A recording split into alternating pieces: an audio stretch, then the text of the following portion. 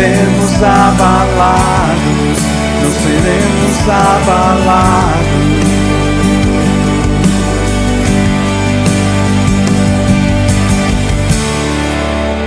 Todos podem se assentar. Que a paz do Senhor Jesus continue reinando em todos os corações. Nós vamos dar prosseguimento a essa jornada que está trabalhando os sinais que seguem aquelas pessoas que são crentes, aqueles que creem.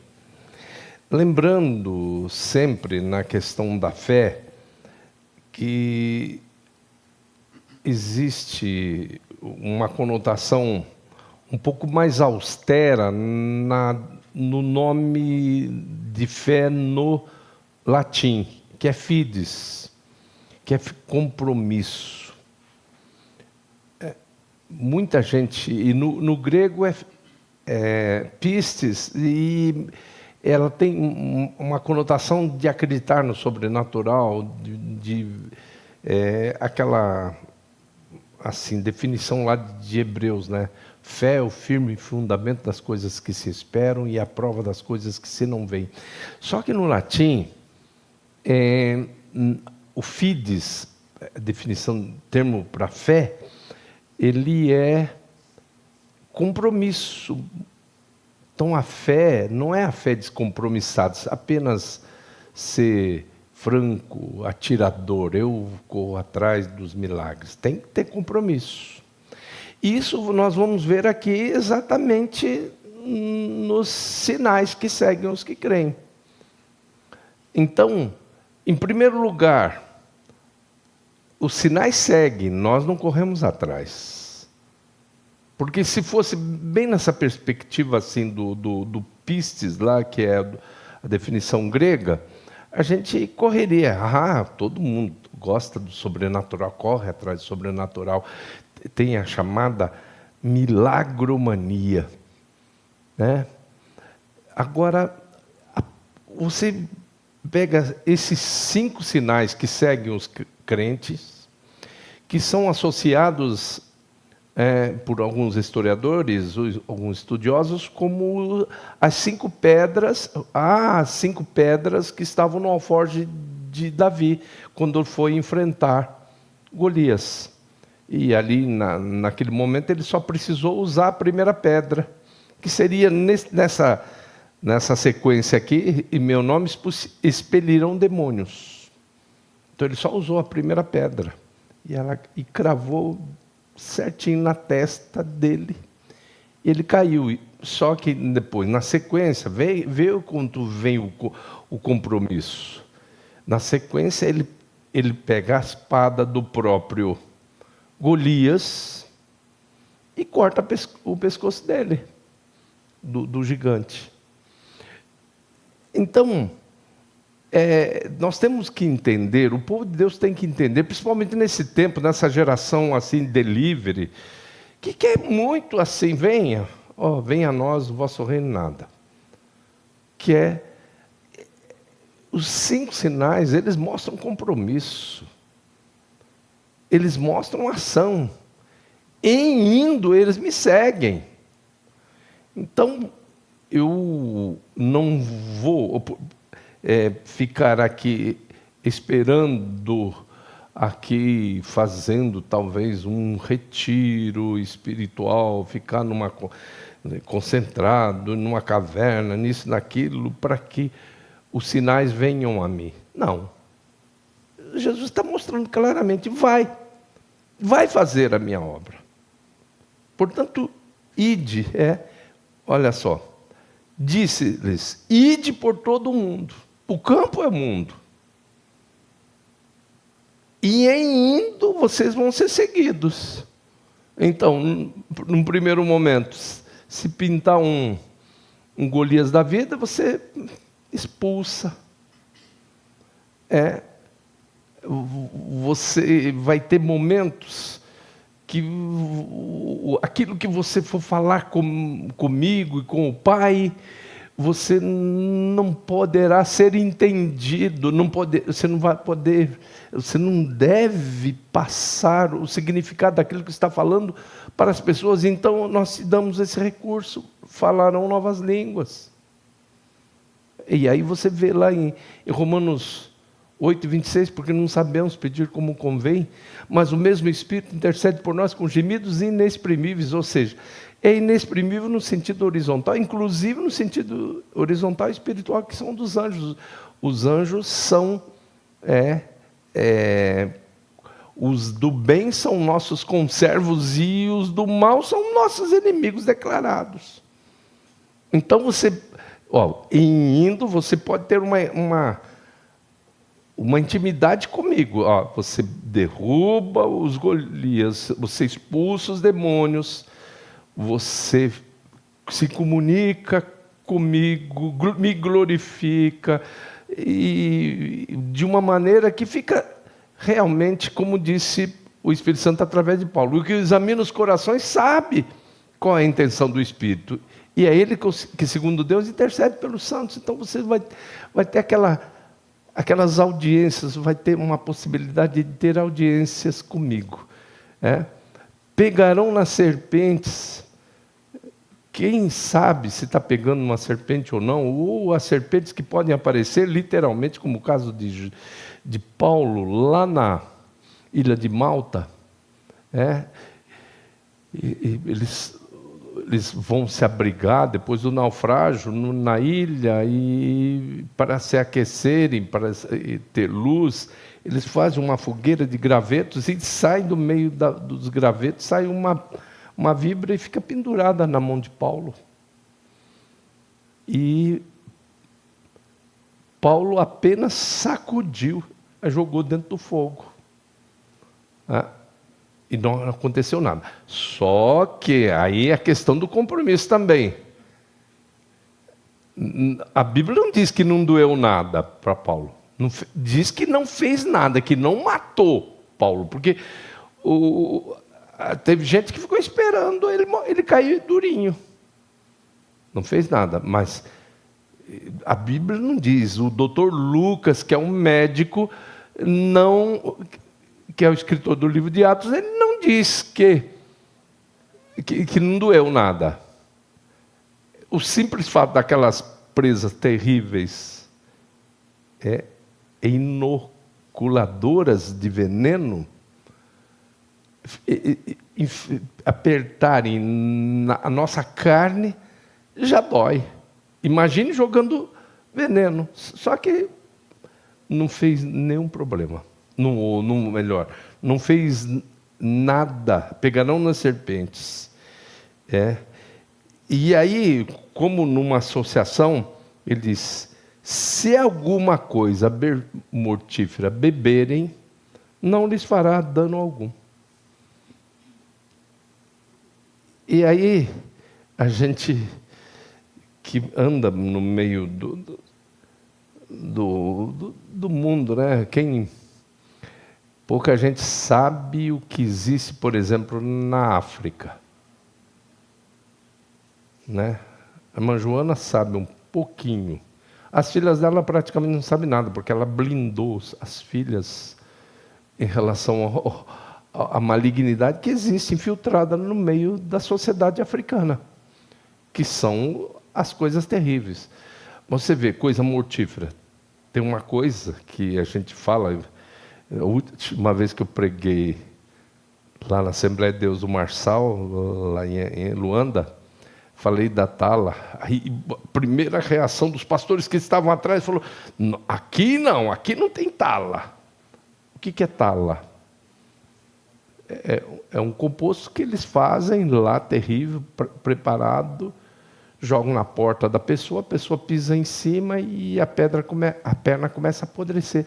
Eu vi isso, e se você for tanto no hospital, principalmente no Hospital Maria Pia, como no Hospital Américo Boa Vida, você vai ver quanta gente está lá com a perna se desmanchando. Agora, se faz isso, não pode colocar coisa dentro.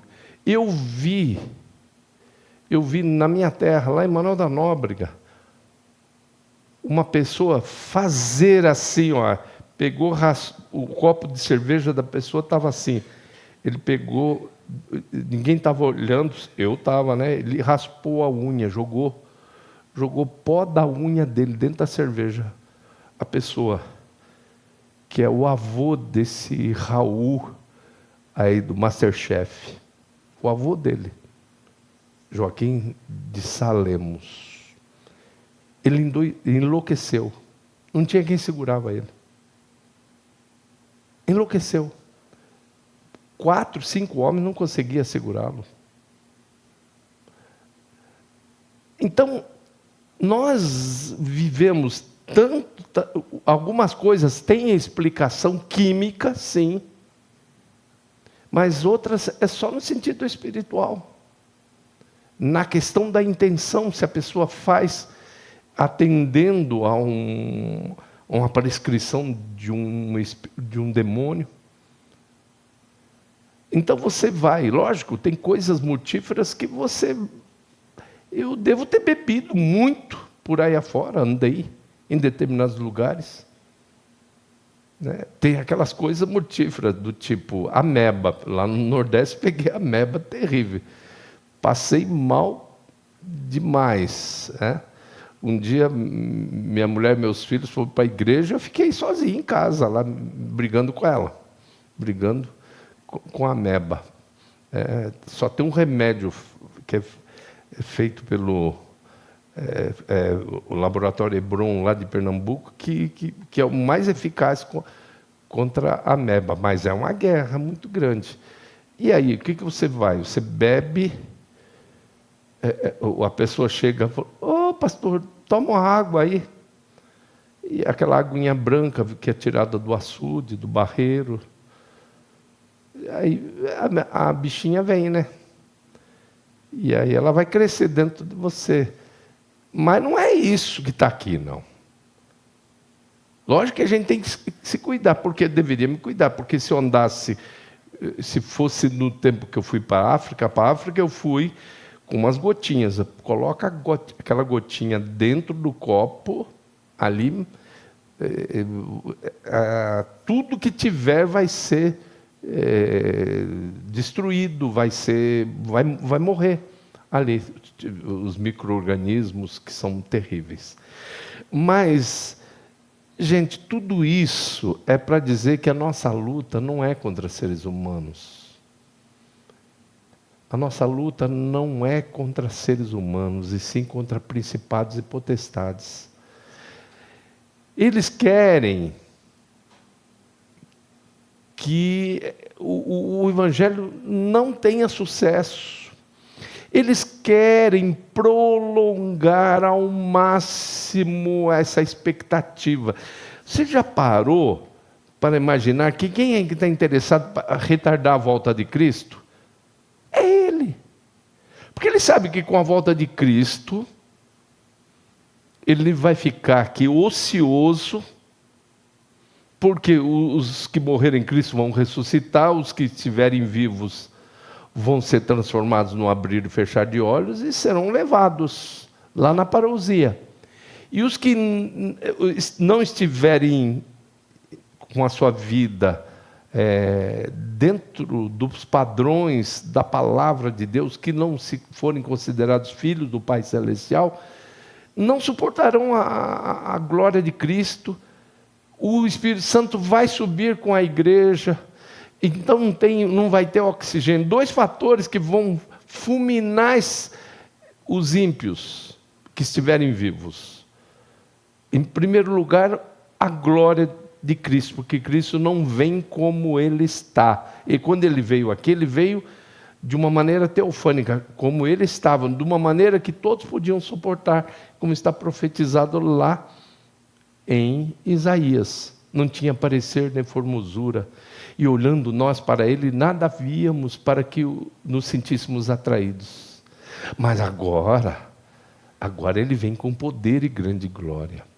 E para suportar essa glória, eu vou ter que passar por um processo. O mortal vai se revestir da imortalidade. O corruptível vai se revestir da incorruptibilidade. Aí eu posso ver meu Jesus. Aí eu posso. Mas os ímpios não vão passar por esse processo, então são fulminados pela presença de Cristo. E o outro fator é ainda que quando a igreja for subir, o Espírito Santo vai com ela. E aqui não tem mais nada de renovação. Porque quem é que administra essa renovação de oxigênio aqui? É o Espírito Santo. Se você não sabia, fique sabendo. Envias o teu Espírito e são criados. E assim renovas a face da terra. É Ele que administra a fotossíntese, essa ação dos plânctons no mar, que é a maior fonte de oxigênio, está nos plântanos do mar e não nas florestas. Esse pessoal aí, ativista aí, metido a entender as coisas, não sabe. Não chega a 30% da necessidade de oxigênio vinda das florestas. O oxigênio vem dos plânctons do mar. Tanto que você vai numa cidade praiana, existe muita oxidação dos materiais. Quem faz isso? Quem é que faz isso? Quem administra isso é o Espírito Santo. E o Espírito Santo sobe. Então não tem condição. E aí o profeta Jeremias diz que eles ficam forrando o chão, assim como esterco. E não tem atividade nenhuma. Satanás e seus demônios vão ficar aqui ociosos por 1000 anos. Antes de acabar os 1000 anos, os ímpios ressuscitam. E aí Satanás vai correr de um canto para o outro. Gog e Magog vai tentar reunir a todos para tomar o arraial que vai descendo, a cidade santa que está descendo. Eles tentam, nesse momento desce fogo do céu e consome a todos. Ele sabe disso. Eles sabem disso. Então, falou, quanto mais a gente esticar isso, então quem é que provoca o retardamento da evangelização mundial? Olha, aqui está mandando ir. E quem é que dá a ideia das igrejas ficarem dentro de 4 paredes, curtindo no clube de santos? É um clube de santos, a maioria das igrejas. Não ganha ninguém. Não pensam nos povos não alcançados. É exatamente isso. Quem é que está interessado em que se estique cada vez mais? Já pensou? Para ele vai ser um suplício ficar 1000 anos sem ter que fazer. E depois desses 1000 anos ser destruído definitivamente no lago de fogo e enxofre. Então, quanto ele puder esticar, ele vai esticar. E a gente fica aqui entendendo isso. Ele distrai a gente, né? Com essas besteiras aqui do planeta Terra. Eu não estou falando de coisas essenciais, estou falando de besteiras mesmo. Tem coisa que não tem valor nenhum. Tem preço, mas não tem valor. E aí a gente está demorando. Ainda o maior entendido no ranking aí está dizendo que ainda faltam 2.000 povos, o pastor Ronaldo Lidório.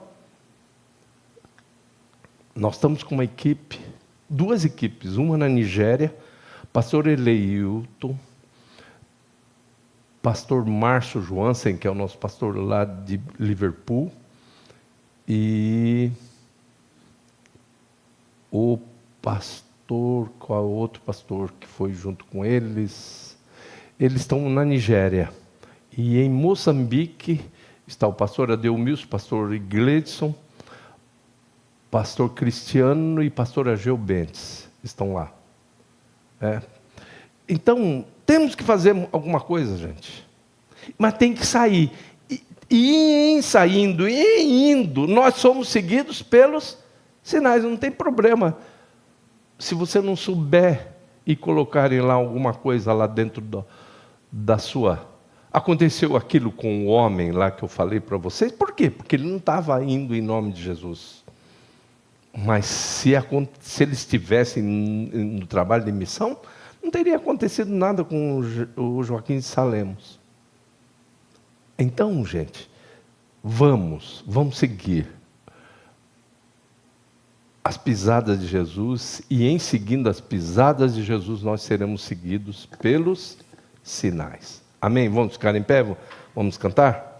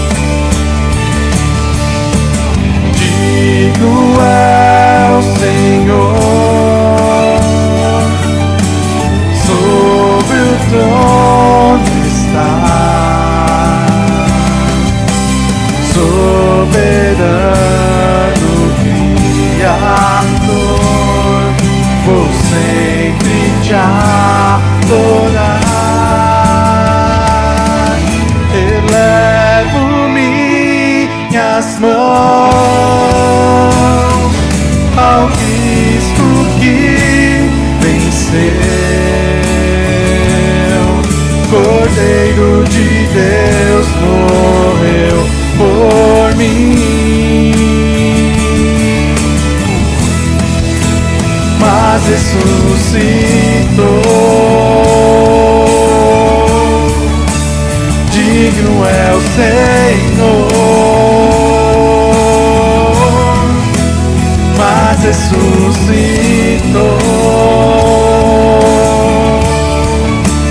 Digno é o Senhor.